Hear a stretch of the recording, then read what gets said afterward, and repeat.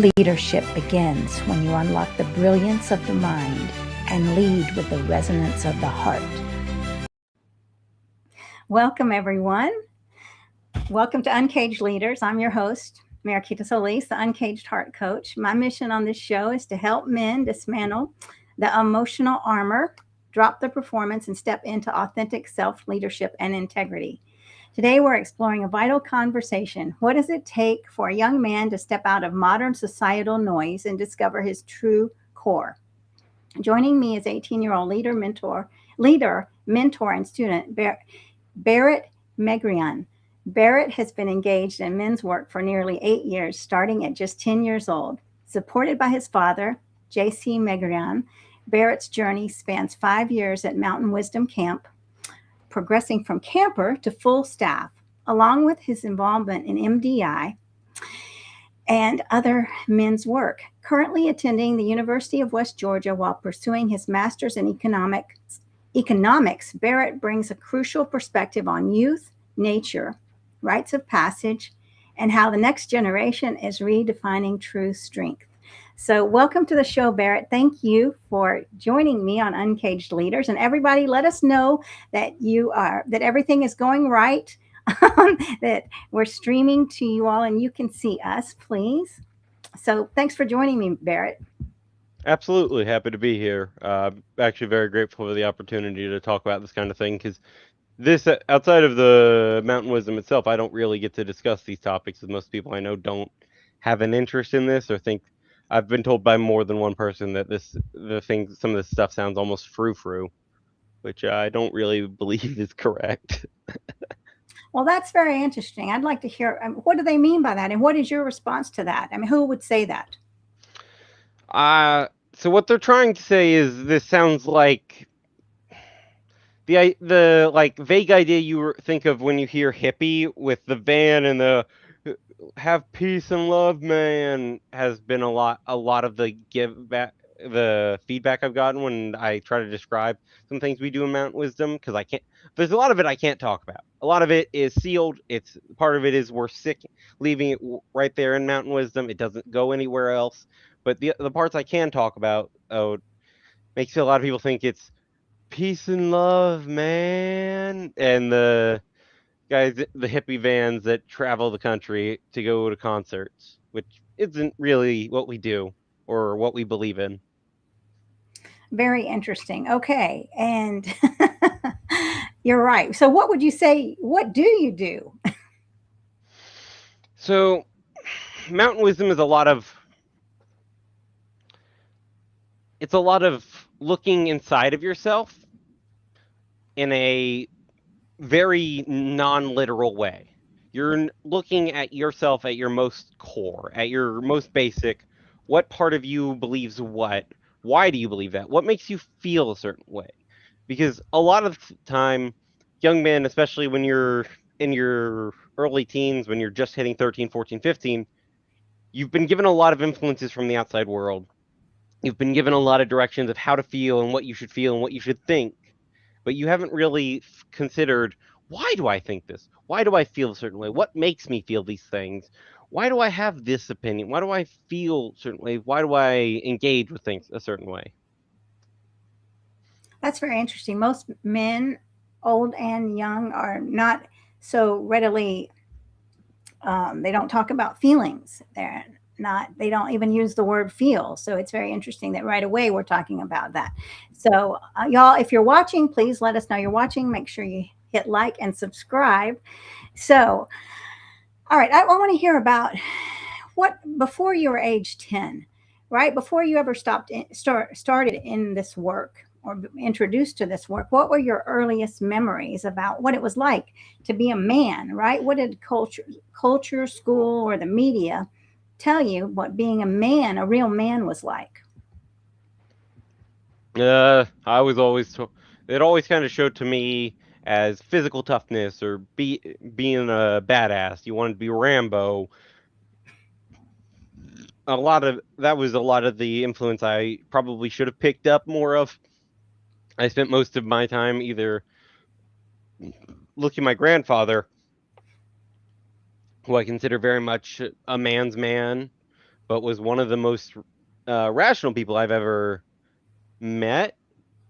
Or let me not say rational, but one of the most manly men who never understood, never got into any of this work, and probably would have thrived in this work.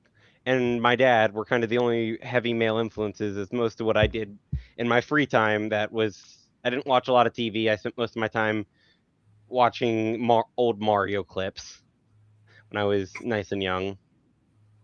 Interesting. All right. Well, thanks for that. And I see we have some friends here. Copyright Liberation Front. So thanks for joining us. And JJ is also here watching. Thanks for joining. Yeah, and let us know if you have any questions for Barrett. So, so then, who were the men that you looked up to as a young boy? Right? Is it in the family and community? And what specific traits made you want to emulate them, Barrett?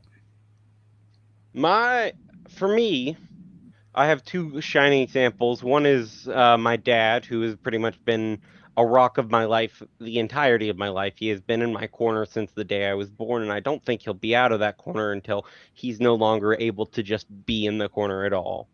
On the other hand, I think my grandfather, my maternal grandfather, was likely the most manly man I've ever met, and one of the greatest men I would love to become more like in my lifetime.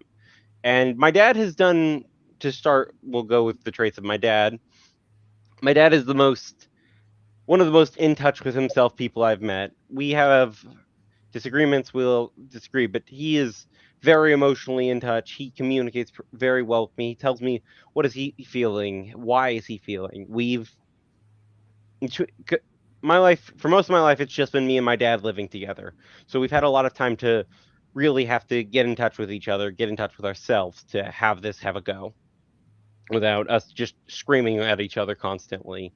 He's a good example of hard work and supporting those you care about, doing what's necessary even if it's hard and difficult.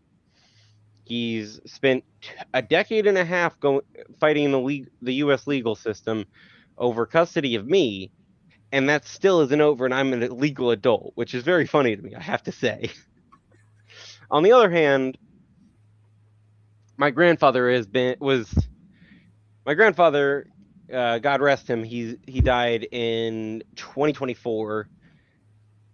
Uh, he was honestly, I'm surprised he lived that long. He was supposed to die 2 decades prior to Crohn's disease, but Oh, lung cancer somehow got him from chewing tobacco, which is kind of amazing to me. But up into the last like month he was living, he was running or walking a couple miles a day. He was still going to the gym, lifting weights pretty much every day. I don't think there was a day where he didn't get up at about 7 a.m., make himself some eggs in the pan. He was this consistent rock of a man that I would love to be. The toughness, the ability to every day. He got up, he made some eggs, he did the things he wanted to do. He committed to the things. He had the discipline to get up and get exercise in every day. I would love that level of discipline, and I'm working my way to there as I've been doing that with the diet. I do apologize.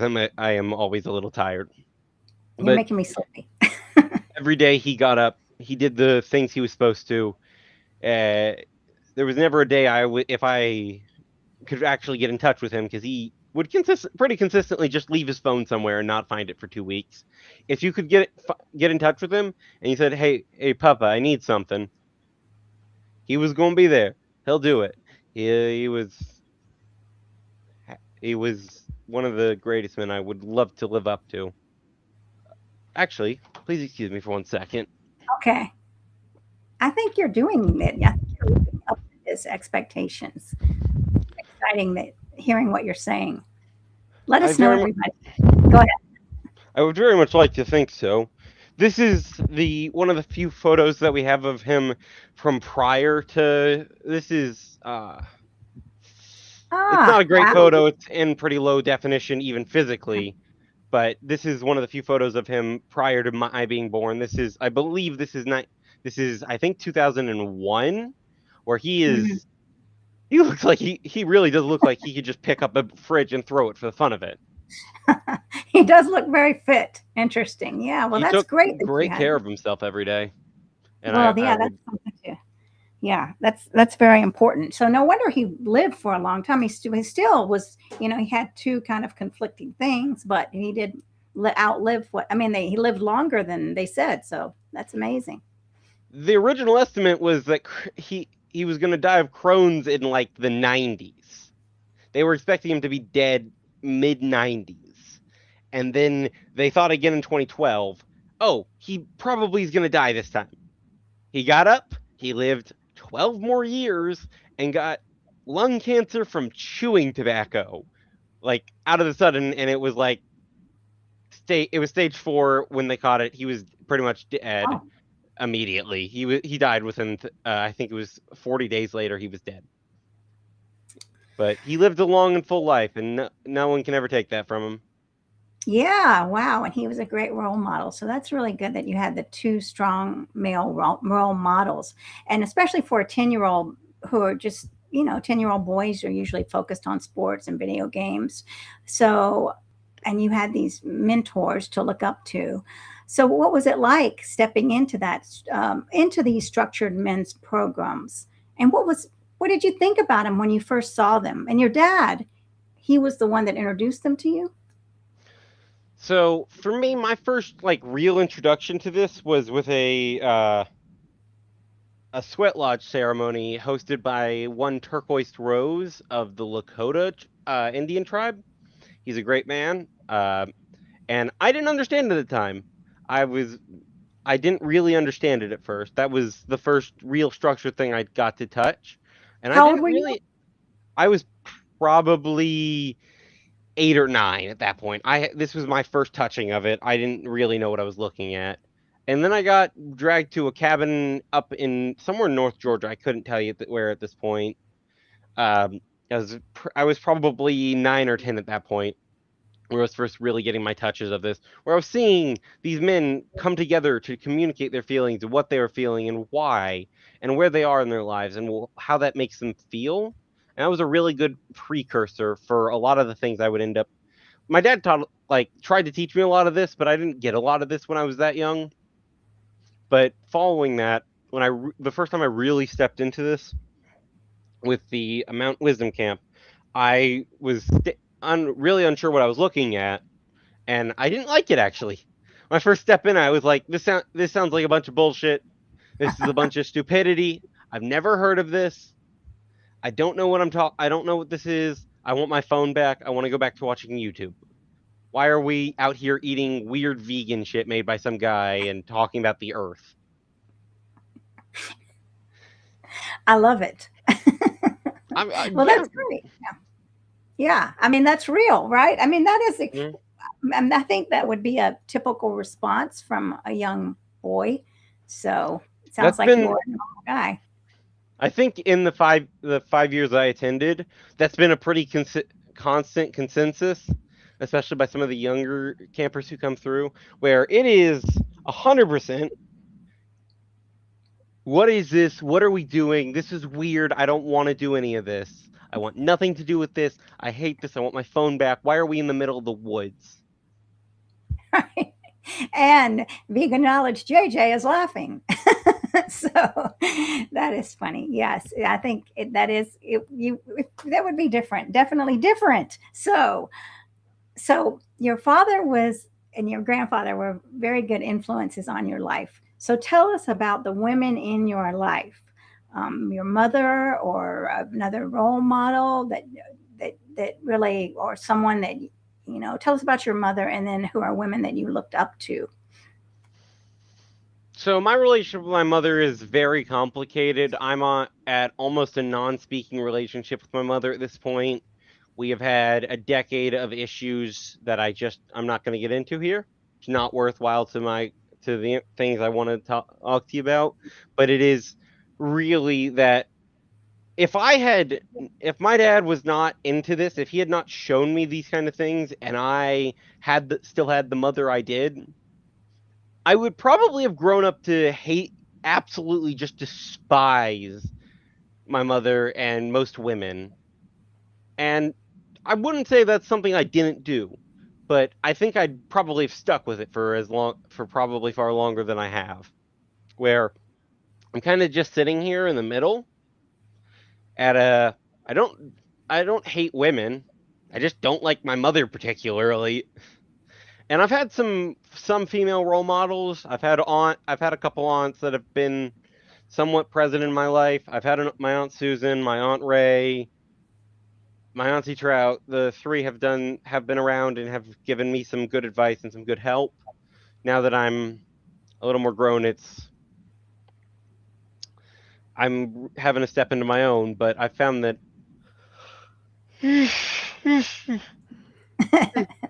That is I've contagious. yes, ma'am, it is.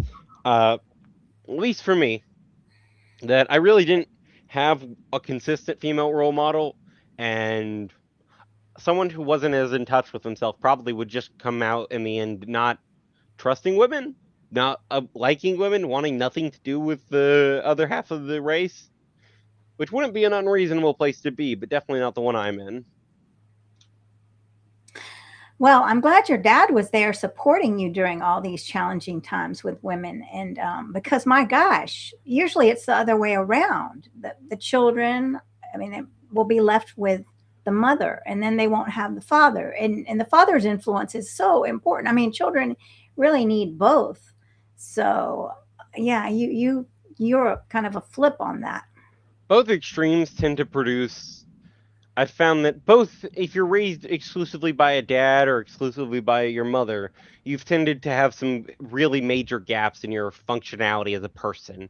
You don't have your full socialization to be a good functional member of society because you missed out on one of the major people who's supposed to influence you. Your mother is supposed to, there's a certain level of, your mom is supposed to kiss it better and make you cookies. Your dad is supposed to tell you, get up, we're going to go do a 30-minute, we're gonna go quickly get some stuff from the store, and you're not home until like 9 o'clock at night because he wanted to go to every single store looking for some specific item.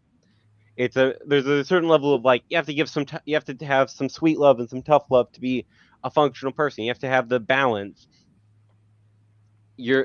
A lack of a dad can lead to a lot of failures just as much as a lack of a mother.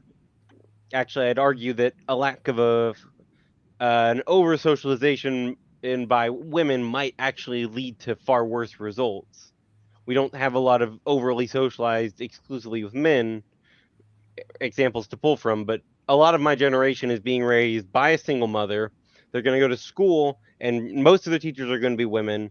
They're going to spend the first, 2 decades of their life basically doing nothing but having women as influences. They're going to have very few actual male role models if they're not heavy into sports, leaving them Yeah, as a over socialized and is not correctly socialized.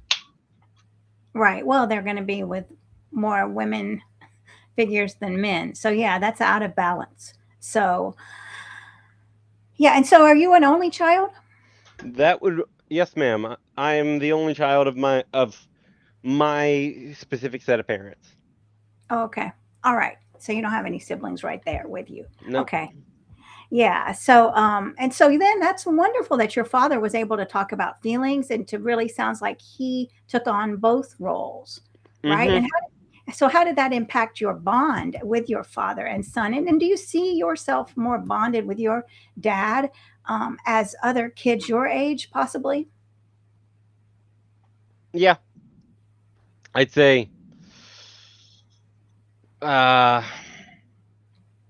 a lot of people are not as close with their fathers, especially a lot of them that have their fathers in their life because their dad was make your grades, don't fuck up. You're gonna cut the grass starting at some age, and you're gonna do stuff around the house to whenever I feel like it. I have a very real relationship with my dad. He works downstairs. I live up here functionally. I go to school. I'm in school full time if I'm not working part time. So I spend a lot of time at my desk. But if I have an emotional issue, if I feel like shit or I feel great, I go talk to my dad. I have a great relationship with my dad. I probably fight with my dad more than most people do, I probably have gotten into more screaming matches with my dad in the past 2 years than most people will get into in their life, because I don't want to say that's the way we communicate in this family, but it is definitely part of it. We have had a relationship where sometimes we're both strong-willed individuals. He's a very strong-willed individual. He's really shown me a lot of my life, but we have had more than enough times where we just scream it out downstairs, and we will fight, not physically. A physical fight is not going to happen here. We're both reasonable enough to understand what we need to do is have a conversation, figure it out with words. Well, that's incredible. The way that you're in touch with your feelings is amazing because that is what's going to help you be able to build relationships. You're able to build relationships with others by being in touch with feelings, right? So when we get in relationships, if we can't even acknowledge our own feelings, how can we acknowledge someone else's? So you're already on the right track to building healthy relationships. And I mean, romantic relationships, platonic relationships, all relationships, but most men in romantic relationships don't want to talk about feelings. So you're way ahead of the game there.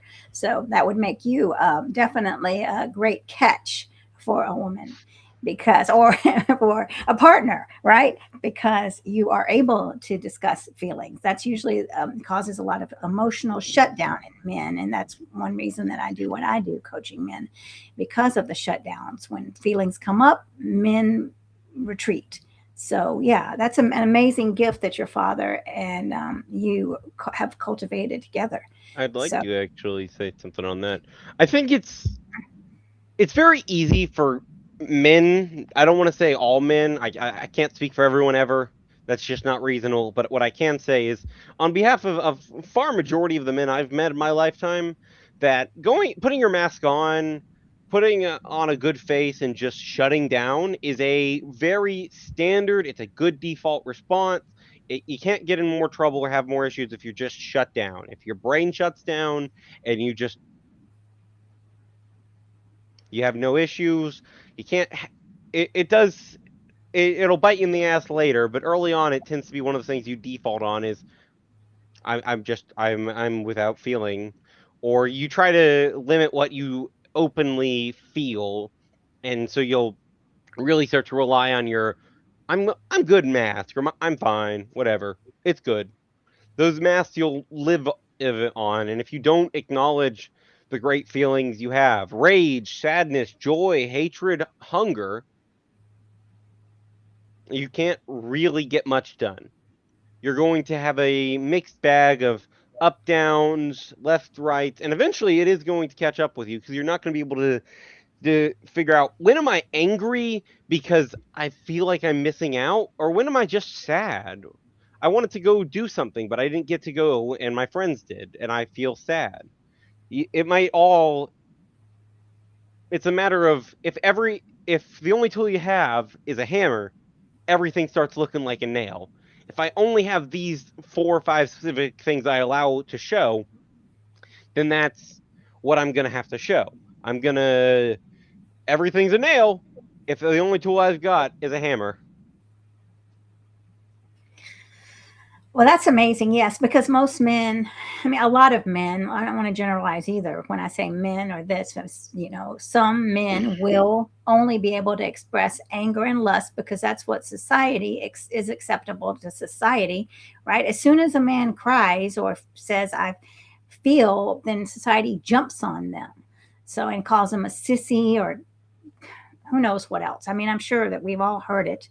And so to be able to stand here, I mean, with such confidence and courage and speak on this is tremendous. And that's why I said you will be a great catch for a partner because you're standing with your voice and not afraid of being boxed into what society tells the typical man that they need to be in, right? So, look, and we got a great comment here. So, Copyright Liberation Front says, love the hammer analogy. Right. We can't always use a hammer in the toolbox. So thanks for Yeah, that. Thanks. I just you really have to have a full appreciate set you. of tools. You have to have a. I've kind of always equated this to. I think they're over there. Let me try to make this very like as clear as I physically can. And I've got my so a little bit on my background that I didn't include in my bio is I have done computer repair most of my life, as my dad did computers.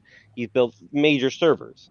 This is a pretty standard, this is a small time repair kit. This is for fixing, smaller computers. This isn't circuit boards, but this will help you get a lot of small computers handled and electrical based stuff. If I decide, actually, the only tool I need from this is these, I'm going to use these little tweezers that definitely probably should be replaced because these have rusted a little bit more than I want them to. Or maybe I just need some lube for them. But if I say this is my only tool, what about this whole box of things that you might need? Because the world where you need this and the world where you need this set of pliers are very different in circumstances. You're going to need all of them at different times for different parts and different computers, but you can't fix a computer with just a hammer or just a screwdriver. You're going to just not have enough of tools to put it all together. Yeah, and that's why so many relationships go sour, because if you're only angry and screaming and you're not able to acknowledge other emotions or even tune into what they are, right? And like you were saying, sadness, I feel sadness. If you're thinking it's all anger, there's sadness underneath it. To really get to the deeper emotions is where we have to get to heal and to communicate and to build relationships with other people. So, yeah, I'm very appreciative of your candidness and your courage here, right? To be able to speak such truths that most people might not even get for their whole lives. So it's amazing that you're 18 and you're already on the path, right? And so, yeah, you're already making your grandfather proud, I'm sure. So, um, so having older men guide you in the mountain wisdom camps and in these MDI programs, why would you say that that's essential for healthy emotional development instead of listening to men your age or youth? I mean, what's so wonderful about having these older men? A certain part of it is just the wisdom they have to impart that every day you don't know. I'll say it as pretty rawly is young men like me are stupid. We're stupid as bricks. 30-year-old men are stupid as bricks. 40-year-old men are probably still stupid as bricks. You at some point you develop that wisdom, but people my age don't have that yet. And it's good to have someone who's lived a full life to be able to show you. You can't, and I don't think it's good just to have your dad, because your dad's always going to be there. But you need additional figures to show you other perspectives. Your dad is going to raise you with what he thinks is right, but additional perspectives are always a good tool. To highlight one, there's a man who I found was pretty heavy into my life and helping me come off of the hump I was on with I was facing my mortality pretty much daily, where I didn't want to get out of bed, and I had considered to kill myself probably 10 times within a couple weeks, and had gotten pretty close to trying more than once. And he had talked to me a little bit about his experience with that, and it really made me like consider, hmm. And my dad's not going to give me an anecdote or talk to me about it in a practical sense or have been there. My dad's worried about my health and wanting me to do better, which is where he should be. But you can't get it all from just one person. Sometimes you really do need the wisdom of many. There in previous cultures, before we've become very into one house, every generation kind of lives in one house, where we were families of generations, where you had grandparents and parents and kids and maybe their kids all in this like giant house or together and constant in communication. You'd go to elders. Following with the Indians had a heavy helping of this, where when you had something you wanted to do or you needed guidance, you went to before elders and asked for their help, because elders have lived a while. They know a little more. They're going to be able to give you functional advice. Maybe it's not what you want to hear, but it will tell you, they will more than willingly stare you down and say, this is what I think. It might be right, it might be wrong, but they will tell you to your face exactly what they're going to tell you. Well, yeah, and we've kind of lost that in society where we don't, where a lot of times we view elders as old and, oh, get rid of them, put them in a nursing home, or they don't know anything. So it's really here. It's very refreshing to hear your take on this. So, and also I will challenge that you're stupid thing. We can talk about that later. Of course, you're not. You're. I just said that you were on the amazingly wise for your age. Very But wise. it's not. Let me rephrase what I'm trying to say. It's Okay. not a matter of functional stupidity. I have a 3.6 GPA. I'm in my second year of college after graduating high school less than 6 months ago. I'm on track to have my master's done in 3 years. I'm a very academically minded person, but I haven't lived much of my life. I haven't seen much. I've lived in 100-mile square of my where I grew up my entire life. I've been outside of that square, but I've lived in this little square most of my life. I've basically been in that square my entire life forever. And that's what I've done. And the matter of it is, no matter whether I like it or not, I haven't seen the world. I don't know shit.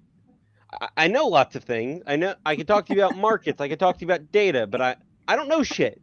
I haven't lived enough of a life to have an opinion or know anything really. I'd You like know a to. lot more than most people that I talk to. I'll just say that now. So yeah, yeah, okay, Me, but it's a matter of lived experience. You have to have, you have to have lived, you have to have seen the world. The There's a okay. song. Yeah, I think you got it inside. It's the different. You don't Okay. have. Yeah, you're doing it without seeing the world. So, tell me. I want to know about the struggles that the boys, in a general fashion, when the boys come to Mountain Wisdom. Tell us about what the program is like and what are the struggles. So a lot of that work is in a way sealed. The work we do up there, the work we're doing up there is the work we're doing up there. It is right there. And so draw this like imaginary box, and all the things that happen in that box stay right there. The point of big part of what we do is whatever we do stays in this little box. And then when you get up, you take the lessons, the knowledge, the information, some of the more fun, less emotionally driven things. You can get to take it home. Oh, we swam in a lake and we raced and we had fun playing games. These are things you take home. You take home the lessons and the memories. But a lot of it is sealed. But what I will say is a lot of these young men come in and they're this let me clarify because my brain just fried itself for a second.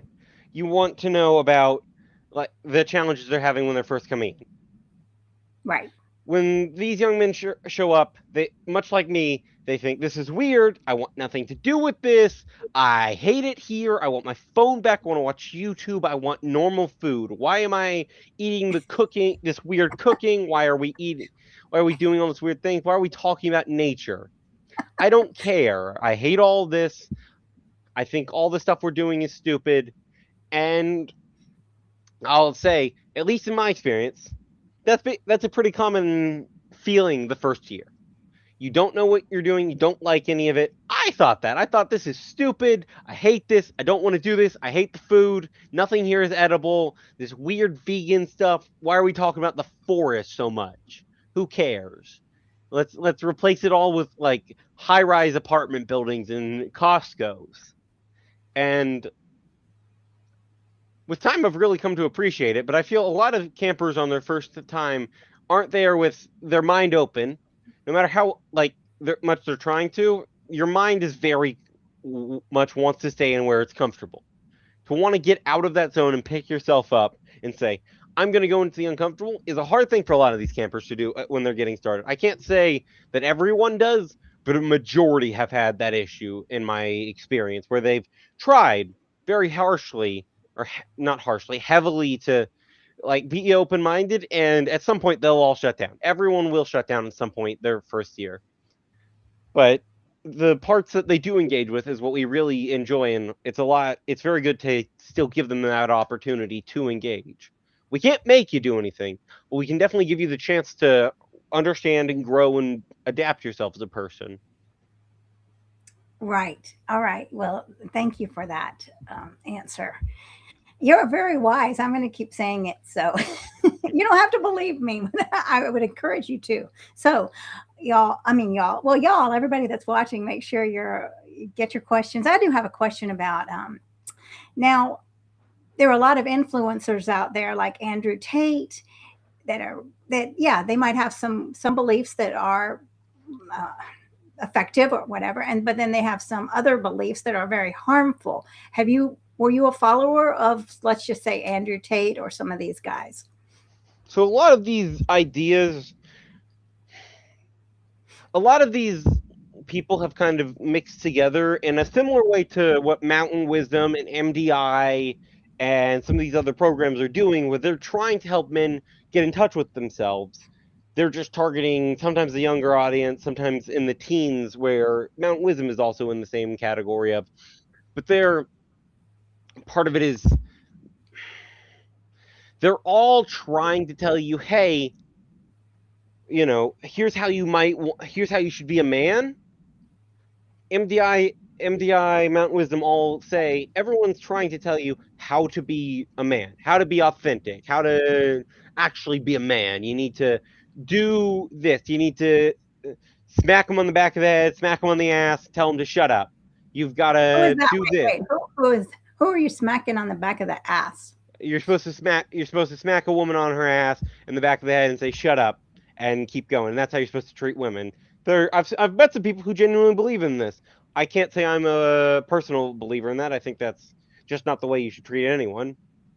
But it's all the reason these people tend to have such a heavy grip is because they're taking over in a spot where a lot of these kids don't have a father figure. They didn't have anyone in the house. They have their mom, they'll have their school teachers, but all of these people are women. So they're not really socialized with men. So they're not really sure what's correctly being a man, what's not correctly being a man, what's, straight up just not something you should do. What is, take care of yourself, try to live a good life, try to be in touch with yourself are all good messages. Try to not engage with people who aren't trying to make you happy and help you live a good life are all ideas that I've heard float in these spaces.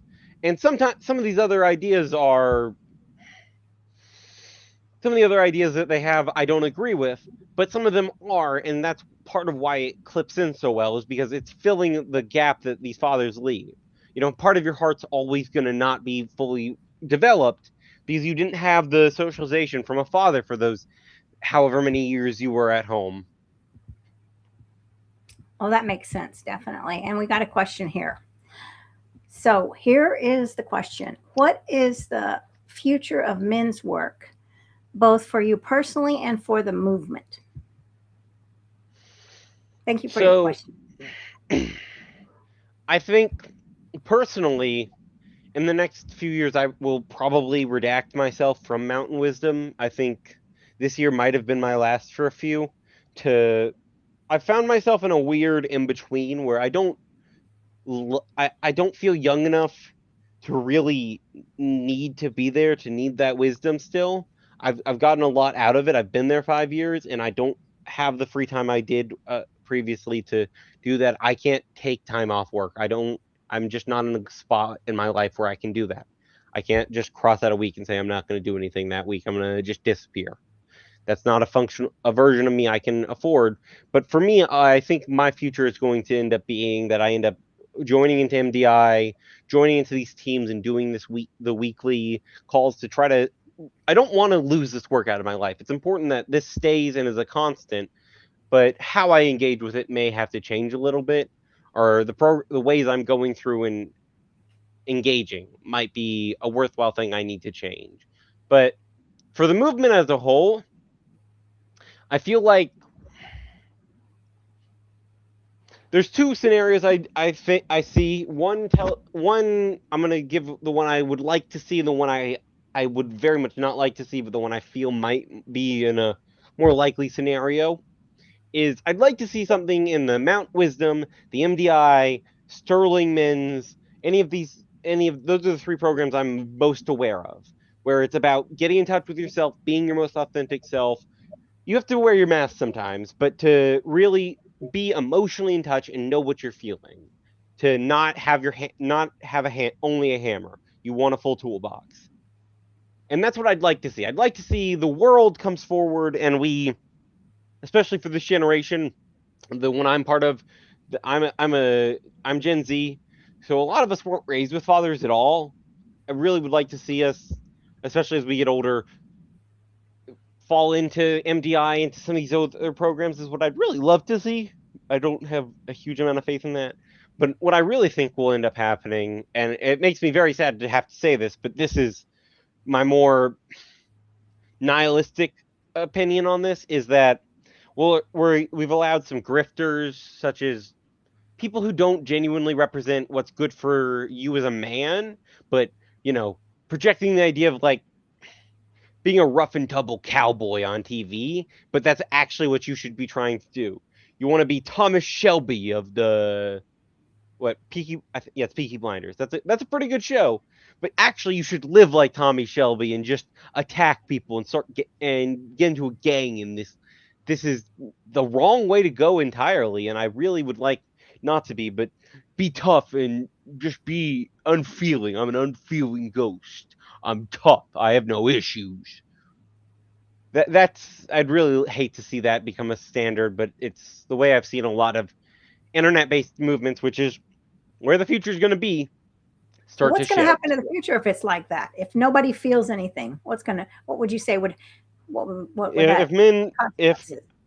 a vast majority of the men my age end up just unfeeling, we end up with a lot of the some of the issues we're already starting to we're hearing about them, but we're not feeling them yet. Where we're seeing a large percentage of our young male population just withdraw or give up, where they just don't feel there's a future for them. And it's a part of it is I didn't have a father, I didn't have a father raise me. I didn't really engage with men. I don't really know how to be a man. I've been told, the future's female. There is no, men are actually terrible and awful and there's no world for them. And, the future's female and they're just struggling to get up. A lot of those young men have just kind of decided, I guess I'm just going to quit. If I can't find a life I'm happy with, I'm just going to quit. I'm give up. What's the point in trying if I'm going to fail no matter what? I've I've met some of these people who are just completely giving up on their lives because they don't feel there is anywhere for them to go to try to live. Well, that is very it's pretty shocking, but it's when I watched the Inside the Manosphere, where the young men were saying that the women had it easier than the men. So, I mean, it was something new to me hearing that, being a woman and knowing the struggles that women have to go through, and really feeling like the men don't, that the future is female. I think the future is, it has to be us together. It can't be just female or male. We have to come together to co create a future that works for everyone. So it is very sad to see young men and suicide rates and hazing and all these things that go on. I just saw a news report where hazing is going up, and it was pretty sickening. So we need each other. And what of the young boys when you came back from camp, when you were a young, maybe 10 to 12-year-old? What do the young boys in your school or your peers think about that? Mm, honestly, I don't think I ever discussed it in school purely because in school I had a much set of other issues. I was pretty relentlessly bullied through most of elementary and middle school as I was a weird kid. I was just a weird kid. And that so I didn't really get to talk to people about this. I didn't socialize well with most people I knew. I didn't do well in middle and elementary, I gotta say. But I feel that it's a message that's being pushed. Something like the future is female been pushed. It's it may not be true, but you have to kind of. Everyone has challenges. No one's without challenges. Black, white, male, female. Everyone's got an issue. Everyone's got a problem. No one gets up tomorrow and says, "I have no issues. I don't care. Life's great." Everyone's got a problem. I think I really think one of the most damning pieces of evidence as to, or one of the things that really has started to do it is that in 2008, there's an author known as, formerly known as, no, still known as Nora Vincent. She was a great author. She wrote three great books before she had herself, she received assisted suicide. Uh, God rest her. She was a great woman. She wrote a book called Self Made Man. It's one of the best things I've read in my lifetime. And it really like her interviews post that. They're just all over YouTube. You can Google Nora Vincent and you'll get a dozen interviews of her in 2008 after she's released the book, where men have a much, I want to say, much less forgiving set of challenges. If you're not just right, you're in a lot worse of a scenario. I can't speak as every man, I can't speak on behalf of every woman, but as a man looking on the other side of the glass, I know women have problems. No one is without problems, but it seems that, and I understand where a lot of people I know have made this conclusion, that women have it easier. They just pick any guy and they jump ship whenever they feel like it. That they date that guy and then they date the next guy and then they go on. They'll get married and they'll have a kid and then they'll take half of whatever shit he had. And if they'll move on to the next guy and maybe they'll marry him and take half of his shit if they get tired of him too. And that's a really common observation I've seen of people my age, of people a little bit older, a little bit younger, of I'm fucked no matter what. Why should I give a shit any which way? I lose in court if I care about my kids. I lose all my shit if no matter what. I'm gonna lose a good chunk of my things. My income's destroyed for the next 20 years of my life, give or take, depending on when you're messed up. The number of guys I can't say 100% off my understanding, but I've read some interesting studies on this where it's number of guys. They asked, I think it was 1,000 like high school age boys and 1,000 high school age girls. How many people do you know of your friends that have been in relationships and have legitimately dated for some amount of time? And the male population was like less than 30%, and the female population was somewhere in like the 70s, which was it's a weird dichotomy to see how it's kind of shown out, where I don't want to say these are all 100% related, but I think it shows a very clear pattern of why young men believe the way they do, that there's just they have no power, no real will and no agency in their lives, and why they're willing to give up or why they're willing to buy into the more hateful content, because that's how they think they can find some agency for their life. Well, thank you for sharing that insight. Yes, and the system is very rigged against all of us. You know, the men are judged, young boys are judged by how tall they are, right? Their assets, you know, are they good looking, right? And I mean, all of us are defined by looks in many ways by society, but things that we can't control. Women have to be skinny, right? Men always have to be proving, are you man enough? Are you man enough? Are you man enough? Just when does it ever end? When do you prove that you're man enough, right? And when are women skinny enough, right? And then women are judged on appearance, right? So you've always got to look beautiful and always got to be nice and this kind of facade for men, right? And then the men have to have the car, the house, and all this.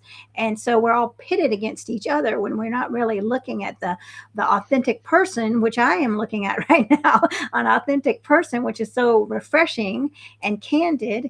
And people have said that to you before, haven't they? Saying that you are one of the most authentic persons that they know. Tell us about that. Yes. My brain just hard reset. I apologize. It's all good. So there's a man Mr. Zavadil. He hopefully will be on the show coming later in the year. He's very well spoken. He's very intelligent.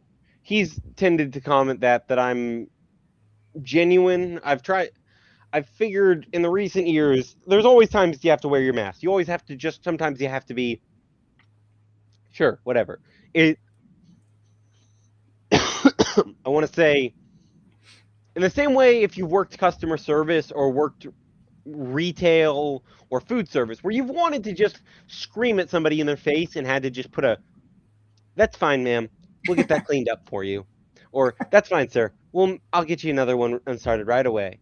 Or, let's see if we can help you fix that. When you really just want to scream at them, they're stupid as bricks. That's always necessary. There's times where it'll always be required. You have to be able to calm yourself and just not react sometimes.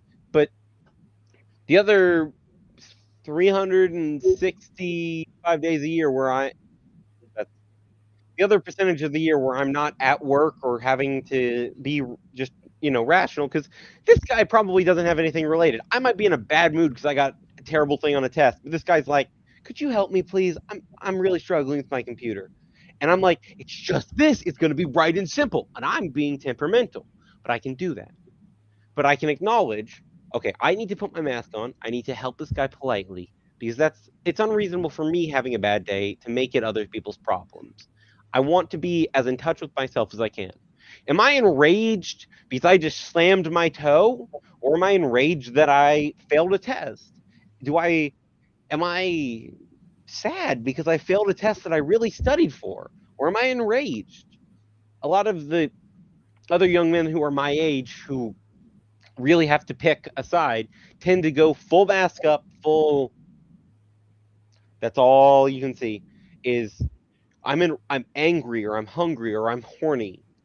And it's weird, to this led to a kind of a weird dichotomy where, no, not dichotomy, trichotomy, where there's kind of, I wasn't intending to do this, but I want to kind of use a bar graph because my hands are not going to explain Okay. what I'm trying to say.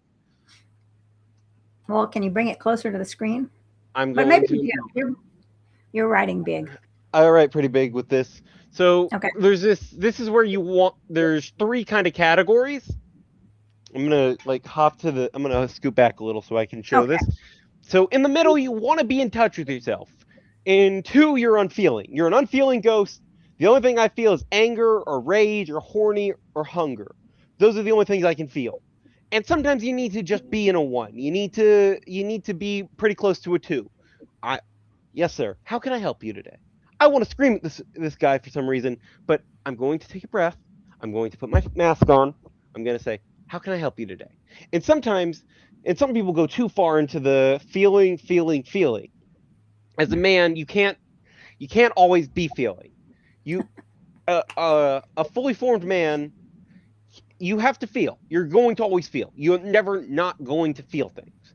But sometimes it's necessary, that you have to be in two, and sometimes that you feel too much. If you're too emotional, I don't. Let me be clear about what I'm trying to say. It's not when your dog just dies, or you flunk on a test that you thought, I studied so hard and I reviewed all the materials. Sometimes it's nice to just, you have to cry. You have to feel like shit. You feel terrible. You have to feel yourself. But if, you know, some mild annoyance happens and you cry over it, or you're like, they're out of sandwiches. You've gone a little too far into three, which is, I feel, that's why there's a healthy balance in one. Both sides are needed. You have to have emotion to be a human, and to be a functional man. Sometimes you have to just be a rock. You have to be the rock and solid. And I am rock. I am still. The issues coming at me, let's solve them. Let me absorb for others. And when it's time for me to break apart around those I trust and those I care about, maybe that maybe you have to break down with your wife. Maybe you have to go to a group of men and go and show and say, I feel like shit. I need to cry for a minute. I lost my grandfather. I didn't get a chance to grieve that. Maybe that's what you need. It's a certain amount of time and place for these kind of things, where you have to understand yourself and you have to understand the timing for it. Because sometimes you need to, if you do bad on a test, you feel bad about it, but you can't let that run your day. You can't let that run your life. You have to feel some of it, and then just, I did bad. I'm going to identify where I did bad when I get it back. I'm going to look at those results. I'm going to do what I can to understand better. And maybe I failed because the things I studied I was close. It was the written response that got me. Maybe I just did badly. Maybe a lot of the things I studied, I got right, and some of the stuff I thought I knew was wrong. But it's about understanding how much you should feel in a right and a wrong amount of time and place. Well, you're exactly right, because I used to be on the opposite. And that's why I don't know if you can see this, I used to be all emotion. So that's why I have logic right here. So, anyway, um, because there has to be a balance. I can't be living my life all by emotions, and that really what crippled me and during my path, right? So and here we got a little a crown, a comment, copyright Liberation Front. Yes, and I mean very wise. I mean, you're like a king, definitely stepping into king in the king archetype. So yeah, I feel like you could be a philosopher. I mean, you're very self-aware, and that is something that is not typical of many people, but especially not an 18-year-old. So again, I hope these comments, this that I'm telling you about your wisdom, your self-awareness, all this is sinking in. If not right now, later, you're not going to forget my words. And I'm your elder, so remember, you have to listen to your elder. That's not what I said. It's very important I be clear. You don't I have to know. listen to your elders. I've met some, I'm saying, I'm just as many kidding. young people I've met as who are intelligent. Some of the older people I've met have had some, let's say, Right, very challenged views on how you should make the world work. And right. there's this idea within. So I'll offer a little bit of. I got offered this from my dad. I don't have the shirt with me. If I went digging my dad's drawers, I could go find it, but that would take me probably 10 minutes, and that's not something we have time for today. But there's a belief in the men's work, in MDI specifically, that you're supposed to be three men. You need to be three men depending on how you're supposed to be. You need to be Gandhi, you need to be Clint Eastwood, and you need to be Curly of the Three Stooges. You need to be this multifaceted man. No man is correct in any one way. If you're only Curly, you're not fully formed. If you're only Clint Eastwood or you're only Gandhi, those are great men, but you're not a fully formed man. Maybe if you were actually Gandhi, you're okay like that. But you want to be a little bit of everyone. You want to build yourself as a part of all three, because all three of those men were great men in their own ways. Gandhi was a man of peace, Clint Eastwood was a man of action, and what would be an old-fashioned badass, and Curly was a man who could make humor. And you need to find a balance in yourself and your heart and how you present yourself. If I go into the world every day and I am always known as Curly or Clint Eastwood or even Gandhi, that's not making me a fully rounded societal member either. I need to be a little bit of Curly. If someone tells a funny joke, you get to laugh at it. If, you don't have to always be any of them, but you need to be able to be any of them, is the general idea. Right. Well, I think you're doing it. You are doing it for sure, verified by me. So, yeah. So I see that. If there are any more questions, let us know because we're coming to the end of our time. I'd like to know if there was a young man struggling, maybe without a father, and feeling like he's being oppressed by society or women. I mean, what would you say to that young man?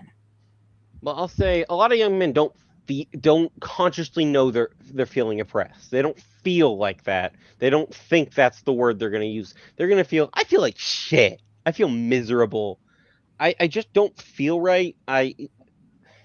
I'm lost. Generally, a lot of the young men who come into these ideas and aren't sure tend to be really lost. Is the word I'm going to go with. The young men who end up falling into gang violence, they fall into criminal activity, they fall into just generally ending up as an addict of some kind. Everyone's got problems with something. Everyone's got an addiction. Now I'll say there's nothing wrong with you for having one. My brother's a coffee addict. I've seen him drink like 7 cups of coffee in less than 3 hours. He just chugs them back. He's horribly unhealthy with it. But some people really just fall off the deep end into a drug habit or a stealing habit or something else that'll lead into full destruction of their life. And what they really you need is to find your men, find the men you trust dearly, the men you closely trust, and you don't have to sit in a room and isolate, but sit down, take some time, and talk to them about what you're feeling. Try to help them, because if they're good men, they should understand that they care about you. They might not give a shit of exactly, why are you sad? Oh, my favorite sports team lost. But maybe you're really invested that year. Maybe you went to all the games and you really were, why didn't we do better?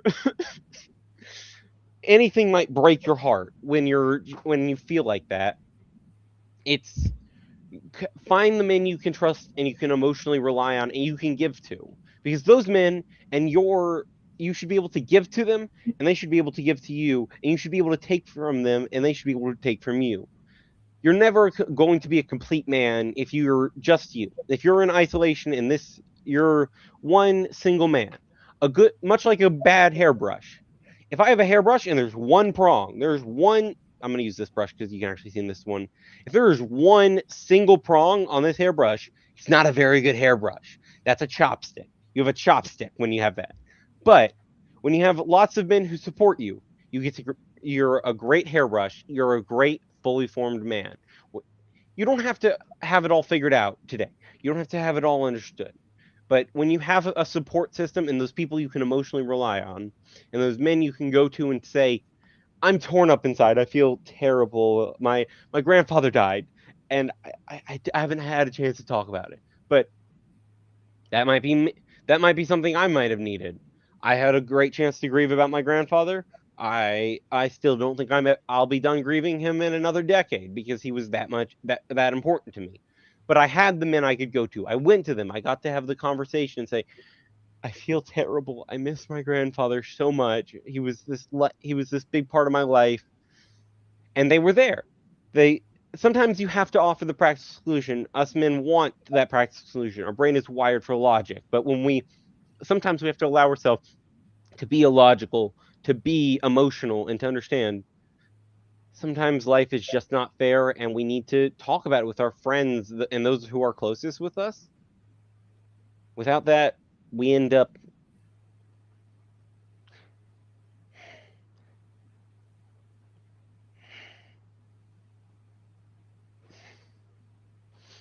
like in a whirlpool with the middle cut out where it's spiraling and it's all going down. You're a speck. You're out of control. You are completely without. You're going forward, but you're not in control of it. Your only place to go is wherever the water's taking you. With with these men supporting you, you're not just in there. You're able to ground yourself and find your placement. Is my belief, at least. Well, thank you. I really appreciate all your wisdom and your courage and your voice and your self awareness. And I could go on and on and on. It's not typical. You are not typical. I feel like I'm talking to a young philosopher. So I feel like there's a lot of amazing things for you on your path because of the introspection that you have, and the just the intellectual capacity to be aware that there has to be a balance in life. It can't be all emotions like I used to be, can't be all logic, but we're human beings and we're made for all, both emotions and logic, and to be in that middle ground, like you pointed out. So, well, thank you so much, Barrett. And everyone that's watching, let us know you're watching. If you're a man struggling, please sign up for a breakthrough call with me, and we can figure out how to move forward so you're not stuck. That's what my mission is. I'm to hold space for men and women, right? I mean, a safe space where we can talk about emotions and get through the challenges of life. I'm an empath, so I feel everything, and I'm here to support. So, Barrett, where can people find you? Are you on social media, or you're running around campus, or if they're looking I, for you? in recent years, I've kind of withdrawn myself from most social media. I have a Facebook profile. If you find that, I check it probably once a year at most. I haven't been on Instagram since 2019 when I got thrown off. I don't really spend much time on social media these days. I've tried to spend less time consuming. It's not terrible to be on it, but it's something I didn't feel was helping me in a lot of ways. I still have a chatting app with some friends who play games with me, but otherwise, I've pretty much limited myself to try to be as together as I can. If you have any other questions you'd like to talk, I believe I gave Miss Makita my email. It should be posted with this. You're welcome to come give me a call, give me an email. I usually check that about once a week, and I'm pretty consistent with getting back to emails I get. So I'm happy to answer questions you might have. And uh, uh, what? Okay, I'll get Well, that in a minute. Sorry. But yes, if that email, if you have questions or you'd like some of my information or something I can help you with, I'm happy to be there. I primarily use my email and that's about it. okay. Well, also, let's just say if you need to get a hold of Barrett, just contact me and I can help you get a hold of him. So, yeah. And thank you, YouTube 1970, for watching. I missed you at the hour. I have another show an hour earlier. It was pre recorded. But anyway, thanks for watching, y'all. And this has been very enlightening. I love this 18-year-old energy, your candidness, and your wisdom. So, thank you so much.